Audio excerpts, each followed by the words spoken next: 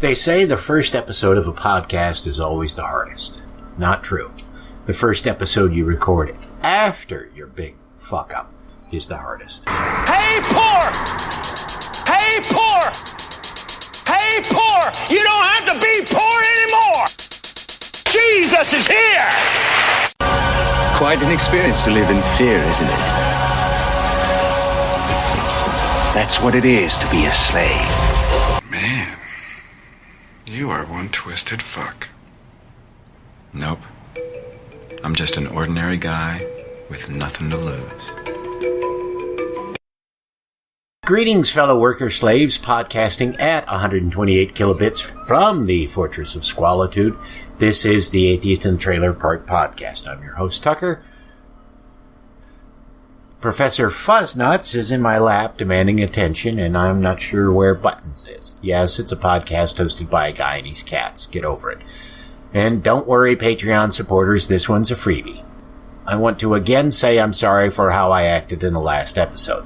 There's no way to get around the fact that I was an arrogant asshole, so I'm not even going to try. And as much as I hate it when some celebrity, like Letterman, apologizes publicly because they fucked up by cheating on their spouse or whatever over and over again, I do owe all of you out there an explanation. After all, you've helped me in more ways than one. You listen to me talk about things that nobody around me cares about or even understands. You've helped me save my house twice, helped me get the cats to the vet, and more. And I am eternally indebted to America because she was a big part of all of that. She didn't deserve to have her trust in me betrayed in the most vile way possible. The easy answer would be for me to blame the amount of booze I'd consumed that night. No doubt, if I hadn't been drinking, I wouldn't be recording this right now, but I certainly would have been recording something like this sooner or later because it was inevitable that I'd do something stupid. America's right. I am arrogant. In the past, when people have tried to give me advice, I poo-pooed it because I've always been told that I was clever, and I was sure that since I was smarter than most people, or so I was told, they didn't know what they were talking about. Clearly, I'm not half as clever as I thought. When I jumped into this podcasting thing 3 years or so ago, I didn't really have any ideas about it. I just leapt in thinking that I'd figure it all out as I went along. But to be honest, I didn't always put a lot of effort into it. Some days I just slapped a script together moments before I recorded and hoped it was good. After all, Chevy Chase often just wrote, "Trust me," on the scripts for Saturday Night Live with nothing else on the paper. Of course, I'm not Chevy Chase, and really, that only worked a few times when Chevy did it. When America joined the show, I was happy because it meant that I didn't have to do a lot of work. She was funny, intelligent, and had a broader perspective on things than I did. It seemed to work. The number of downloads went up, and I know it was all thanks to America. All of it. I can't take credit for a single bit of it. Until America came along, every month when I looked at the stats for the show, I saw the same thing. The second episode of the podcast still had the highest number of downloads. That all changed after America went on her epic rant about taco trucks. It didn't crack 1,000, but it more than doubled what my second episode had done. And I was happy, really happy. Because it meant that I didn't have to try to make the show great. I didn't have to do anything but find a story which would get America going, then sit back and just watch the fireworks. Awful of me, I know. And for the record, I wasn't trying to get America going on our last episode by saying what I did. I just wasn't thinking, because obviously if I had been, I'd have never said any of that shit. Because what asshole in their right mind wants to hurt their best friend? I was cruel, insensitive to her feelings, and, as I am all too often, only focused on myself. That was wrong of me. Naturally, in the days since it all happened, I've been doing a lot of thinking and smoking a lot of cigarettes. No alcohol, though. Not that I'm proud of that achievement, because I rarely ever drank out of a need to be drunk. Most of the time, I just drank because I was bored. Of course, if you saw the house, you'd wonder how that'd be possible, because there's a lot of shit that needs to be done around here. But I don't want to do it. There's a few reasons for that. The first is that after my parents divorced and my mom had to go back to work on the days I didn't have school and she couldn't find a babysitter, which was often, she'd drop me off at my grandmother's house. This was a big, empty house, and it was always neat as a pin. And my grandmother would spend her days sitting on the couch, looking out the window, watching the cars go by on the street outside, like she was waiting for someone who never came.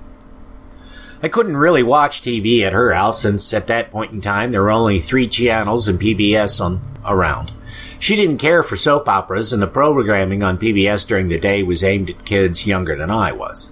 I couldn't listen to the radio because Grandma didn't like rock music. So I would spend my days trying to block out the overwhelming silence while I read, or carefully playing so as not to mess up her house. I should mention that there were no kids my age in the neighborhood where she lived, so I couldn't go play with them. So for me, a neat and tidy home became associated with loneliness. If the house was cluttered, then I couldn't be lonely, right? Things weren't any better, really, when summer rolled around and I went to my dad's house. If my stepmother wasn't working, and I need to say that she often said to me, "I didn't want to be a mother again, but you came with your father, so I had to take you," then all we were doing was either cleaning the house or sitting and watching soap operas. And we didn't have certain rooms we cleaned on certain days. It was every room in the house every day. If my stepbrother wasn't at scout camp, he and I would get to play, but he was often at camp. He told me that it was because he wanted me to have time with his mother and my dad, but I suspect it was more to get away from the constant chores. Being at their house was largely an incessant grind of sweeping, vacuuming, mopping, doing the dishes, or anything else that came to my stepmother's mind. In the evenings after dinner, I'd get a few minutes peace in my room, reading a book. Then my dad, during a commercial break, would notice that I wasn't in the room with the rest of the family and demand that I come out and watch TV with them. We never talked, just sat there staring at the idiot box, like something out of a science fiction movie where the population has been reduced to mindless idiots emotionlessly watching the TV, never talking and never blinking. Still another reason also has to do with my father. I think I've said before that nothing I ever did was good enough for him, but there was more to it than that. If I tried to do something on my own and something went wrong, didn't matter what it was that went wrong. Maybe I stripped a screw when I was taking something apart, or I dropped something. I almost invariably got an hour-long lecture about what a worthless piece of shit I was. He never swore at me, really, but he would drone on and on at me about how he didn't understand how I could have gotten screwed up. Eventually, it becomes easier not to try than to listen to your father yell at you because things didn't go the way you expected. I barely mention my mother in all of this because she largely let me do whatever I wanted or didn't want to do. This has more to do with her having to work full-time at a job she didn't really like to barely support the two of us. She did her best, but she really wasn't prepared for the life she found herself in, both before and after the divorce. And the final reason is because a lot of the things that I need to do, I don't really have the money. And it's hard to start a project knowing that you're going into it, you'll do something for 20 minutes, and then you have to wait a week, 2 weeks, 3 weeks, or more until you have the money to get whatever minor little thing it is you need to finish the project or to go to the next stage on the project.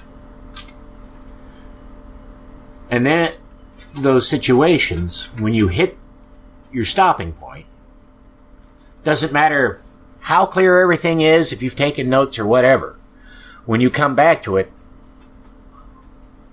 later on, days, weeks, months, whatever, you have to struggle to remember what the hell you were doing when you stopped. And some things you just lose interest in.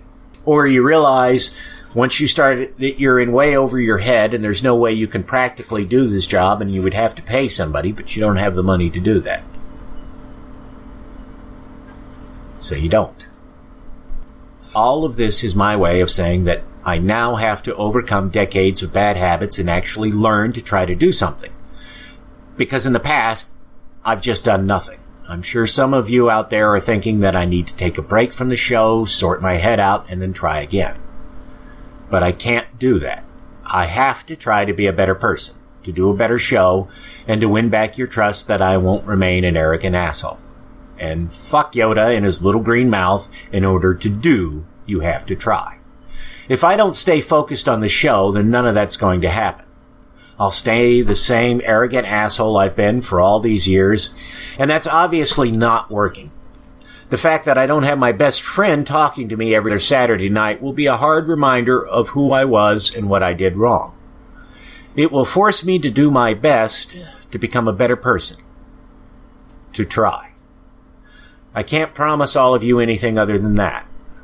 All of you have been very good to me. You really have.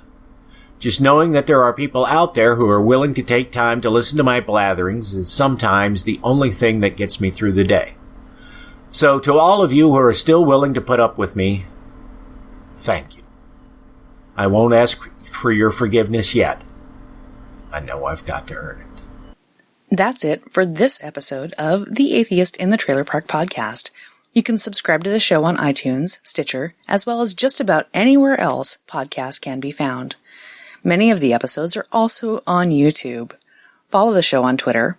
@TParkAtheist is the show's Twitter handle. It's on Facebook at facebook.com/trailerparkatheist.com. If you happen to like the podcast, please rate it on iTunes.